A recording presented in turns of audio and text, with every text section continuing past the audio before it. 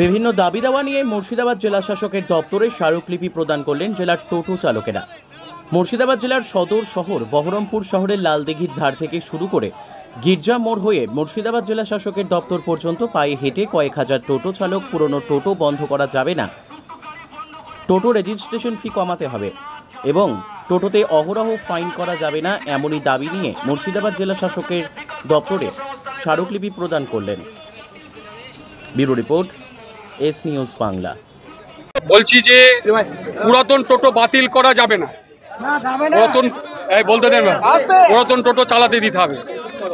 আর দাবি টুকটুক গাড়ি বন্ধ করে কর্মহীন করা যাবে না। সরকার যদি বাধ্য হয়ে টুকটুক গাড়ি বন্ধ করে, যদি বন্ধই করে তাহলে বিকল্প কর্মসংস্থানের ব্যবস্থা করে দিতে হবে। প্রতিটা টোটো চালক ভাইদের বিকল্প কর্মসংস্থান না করে দিয়ে পুরাতন টোটো বন্ধ করা যাবে না। আমাদের দাবি রেজিস্ট্রেশন ফিস কমাতে হবে। আমাদের যে আরটিও সাহেব যে রেজিস্ট্রেশনের যে চার্টটা দিয়েছে, সেই চার্টটার মধ্যে অসঙ্গতি রয়েছে, আলোচনায় বসতে হবে, রেজিস্ট্রেশন ফিস কমাতে হবে। আমরা দেখছি পৌরসভা, প্রশাসন, আরটিও গোটা জেলা ধরে যে যেমন পাচ্ছে টোটো চালকদের মুরগি করছে, টাকা ফাইন করছে। এই ফাইন নেওয়া বন্ধ করতে হবে। আগে একটা সুনির্দিষ্ট সিদ্ধান্তে আসতে হবে, সকলের সঙ্গে আলোচনা করে তারপর ফাইনের ব্যবস্থা করবে। ফাইন নেওয়াটা বন্ধ করতে হবে এখনই। 5,000, 6,000 রেজিস্ট্রেশন ফিজ, থার্ড পার্টি ইন্স্যুরেন্স 9,200 টাকা প্রায় কাছাকাছি। এর মধ্যে এমএ চার্জ ডবল রয়েছে, হাইপোথিকেশন চার্জ মারাত্মক রয়েছে, এগুলো অসঙ্গতি রয়েছে, আমরা অনেক কটা দেখেছি।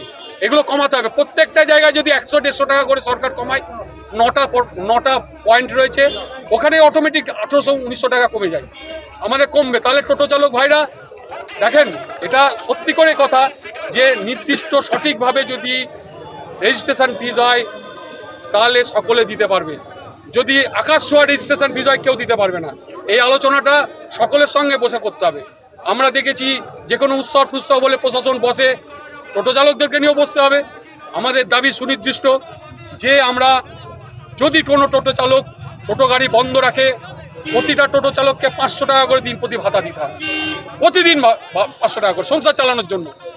আমরা আরেকটা দাবি রেখেছি, সামাজিক সুরক্ষার ব্যবস্থা করতে হবে এবং টোটো চালক ভাইদের যাদের বয়স হয়ে যাবে 60 বছর, সরকারকে প্রত্যেকটা টোটো চালক ভাইদের পেনশনের ব্যবস্থা করতে হবে।